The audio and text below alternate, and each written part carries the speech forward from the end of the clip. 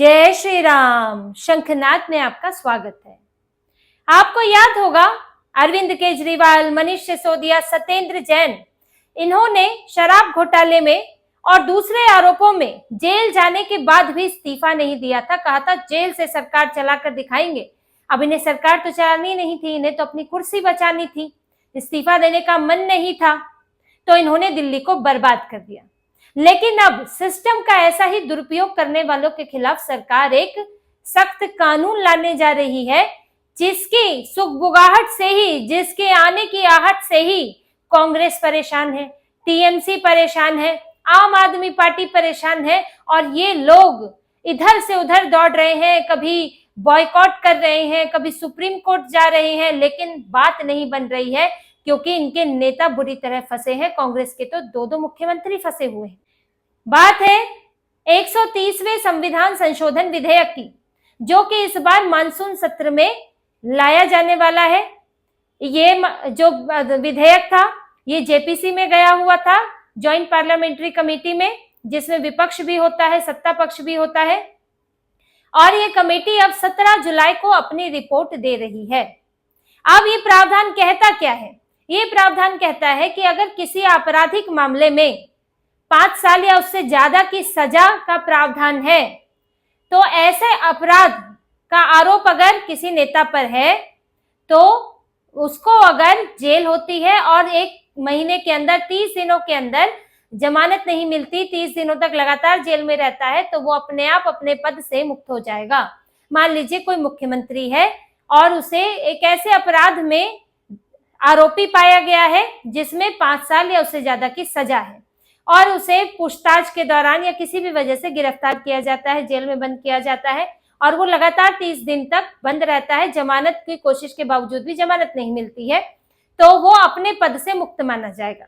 ये कानून जो है ये प्रधानमंत्री पर भी लागू होगा, केंद्र के सारे मंत्रियों पर लागू होगा, मुख्यमंत्री पर भी लागू होगा, राज्य के मंत्रियों पर भी लागू होगा। सभी राज्यों में, केंद्र शासित प्रदेशों में ये कानून लागू होगा। प्रधानमंत्री ने भी खुद को इससे अलग नहीं किया है।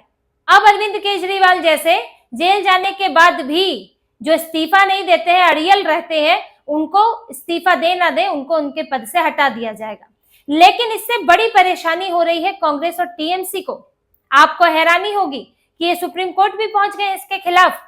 पिछले साल सुप्रीम कोर्ट गए थे कि ये तो कानून आ रहा है, इससे जो है हमारे नेताओं के खिलाफ गलत तरीके से उनके खिलाफ जो है साजिश की जा सकती है, उनके खिलाफ केस बनाया जा सकता है। सब इन्होंने सुप्रीम कोर्ट में कहा कि केंद्रीय एजेंसियों का दुरुपयोग होता है, तो सुप्रीम कोर्ट ने कहा भाई ये तो व्यक्तिगत मामले हैं और इसमें हम कैसे कह सकते हैं कि अगर कोई विपक्ष में है तो क्या कहें कि उसके खिलाफ केस ही ना चले या उसे गिरफ्तार ही ना किया जाए। अब ऐसे तो बीजेपी के भी नेताओं पर चल रहे हैं, एनडीए के जो और पार्टनर्स है उनके ऊपर भी चल रहे हैं, तो इसमें सिर्फ विपक्ष की बात तो नहीं है। अब कांग्रेस की वहां भी बात नहीं बनी। इन्होंने फिर सरकार को कहा कि भाई एक संशोधन इसके अंदर करो, इसमें लिखो कि इस बिल का, इस कानून का दुरुपयोग नहीं होगा। अब ये अपने आप में अजीब बात है कि कोई भी कानून, जो भी, चाहे वो कानून चोरी की सजा का हो, क्या उसमें लिखा जाता है कि इसका दुरुपयोग नहीं होगा?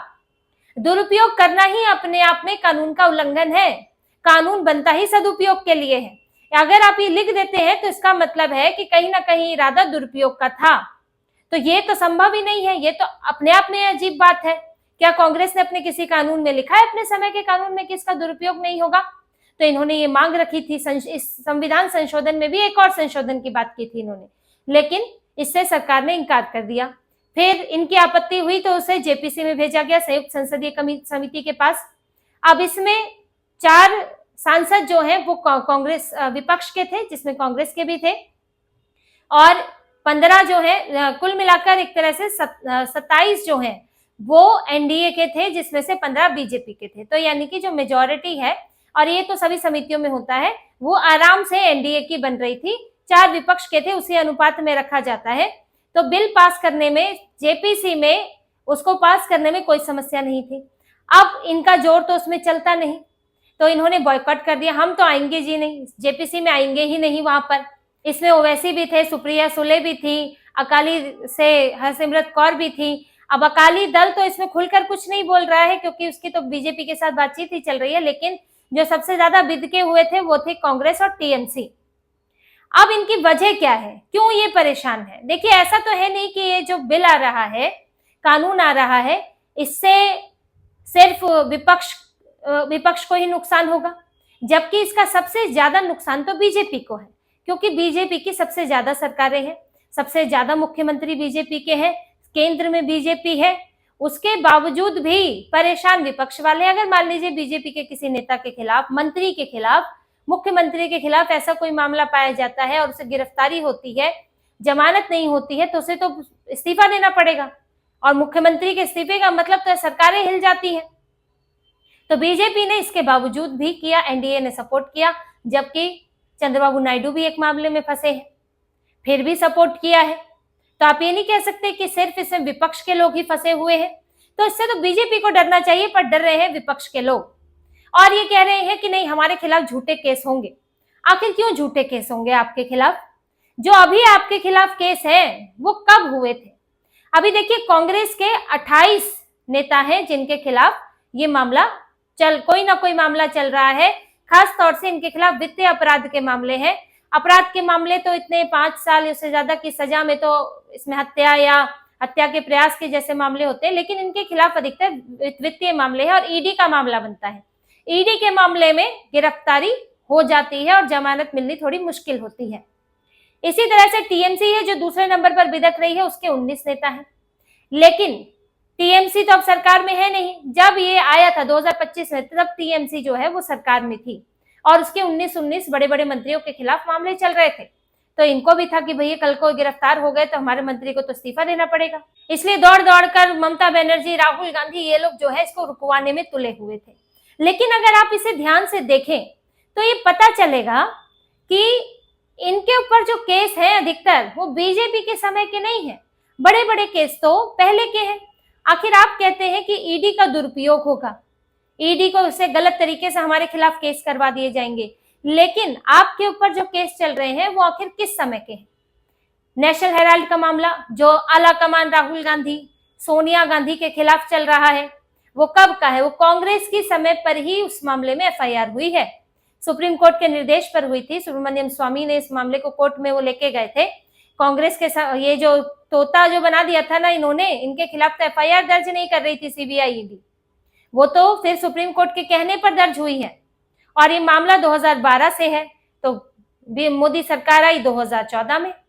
तो फिर आप अब ये तो नहीं कह सकते कि ये तो मोदी सरकार ने जो है हमारे पीछे ईडी दौड़वा दी है, तो आप ही के ही समय पे हुआ है। अब इस मामले में मल्लिकार्जुन खड़गे भी फंसे हुए हैं। अब इनके दामाद का मामला जो कि डीएलएफ के साथ जमीन घोटाले का मामला था, वो भी उससे पहले का चल रहा है। रेवंत रेड्डी का एक मामला चल रहा है, वो 2015 का है। बीजेपी 2014 में आई, 2015 में ही सीधे जो है 1 साल के अंदर। तो ये सब चीजें इतनी जल्दी इतना सब कुछ तो होता नहीं है। डीके शिव कुमार नेशनल हेराल्ड मामले में फंसे हुए हैं। तो इनके जो मामले चल रहे हैं तो पहले के। अब लालू यादव की बात करते हैं। लालू यादव का मामला कांग्रेस के समय का है। ये क्या कोई आज के भ्रष्टाचार हो रहे हैं? जिन जिन मामलों में ऐसे इस तरह की एफआईआर हुई है, सजाएं हुई है इस तरह की, जिसमें अब ये भी था कि 2 साल से ज्यादा की सजा होगी तो उसमें सांसदी चली जाएगी, इस पर इन्हें आपत्ति नहीं थी क्योंकि कांग्रेस के समय का था। तो ये लालू यादव के मामले से लेकर जो बड़े बड़े नेता हैं, इनके खिलाफ मामले तो बीजेपी के पहले के हैं। तो किसने किसके खिलाफ ईडी का गलत इस्तेमाल किया? तो इनको ये नहीं है कि ईडी का गलत इस्तेमाल होगा, डर ये नहीं है।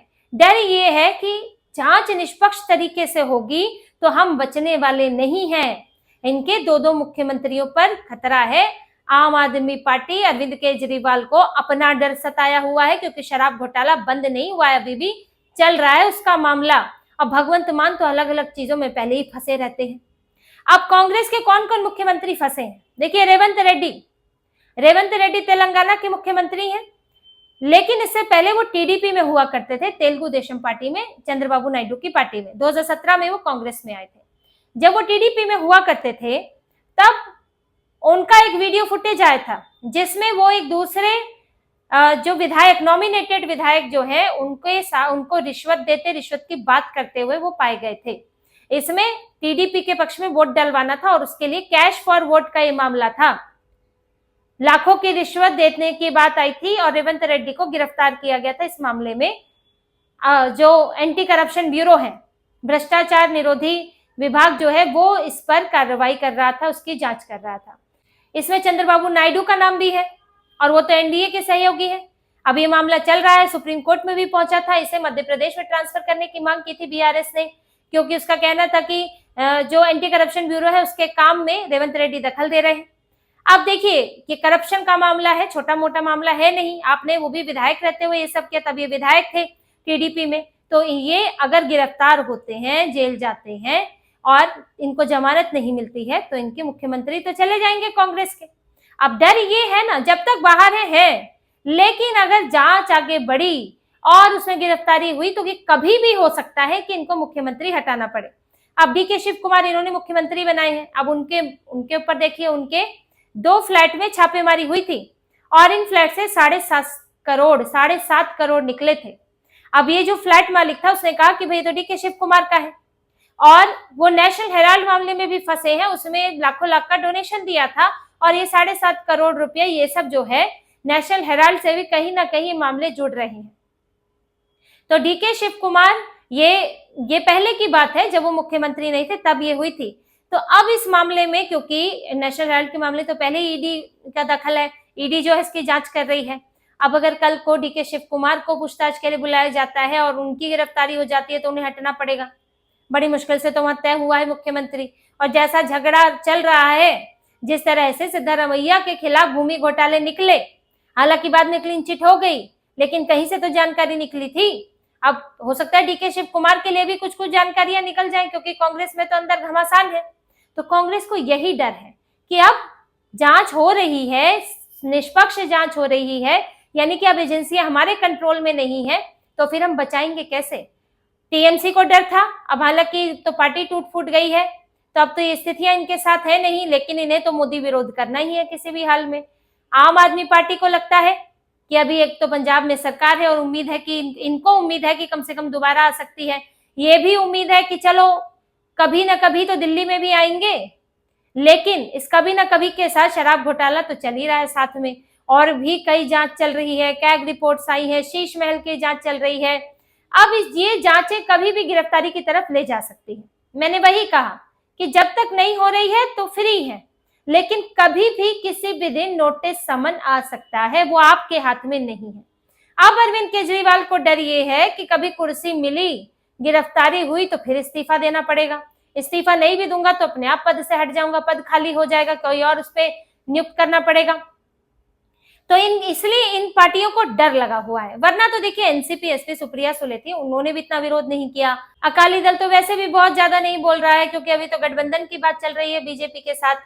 तो ये ओवरऑल जो है कांग्रेस, आम आदमी पार्टी और टीएमसी की समस्या है, और ये लोग जो है इसको वैसे पूरे विपक्ष की समस्या बता रहे हैं, लेकिन सबसे ज्यादा डर इन्हीं में है। कांग्रेस और आम आदमी पार्टी में सबसे ज्यादा डर है। लेकिन इनके विरोध के बावजूद, ये सब तमाशे के बावजूद बिल रुकेगा नहीं, और ये आएगा इस मानसून सत्र में। 20 तारीख से सत्र शुरू होगा और उसको लेकर आएंगे। अमित शाह खुद ये बिल लेकर आए थे। अब जेपीसी जब इसे क्लियर कर देगी तो ये सदन में कानून बन जाएगा। और जिस तरह से इस वक्त संख्या है बीजेपी के पास, तो बहुमत जुटाना तो कोई मुश्किल काम है नहीं, और बिल पास होते ही इन सब की जो है आफत आने वाली है। तो अब ये नहीं चलेगा कि कुर्सी से चिपके हुए हैं, जेल जाने के बाद भी कुर्सी जो है साथ लेकर ही जा रहे हैं। अब आपको चाहो ना चाहो तो इस्तीफा देना ही पड़ेगा, और कांग्रेस के नेता भी इसमें फंस सकते हैं। तो इसी तरह की और खबरें और विश्लेषण आपके लिए लाते रहेंगे। हमसे जुड़े रहिए, सब्सक्राइब कीजिए, कमेंट कीजिए। बहुत बहुत धन्यवाद। जय श्री राम।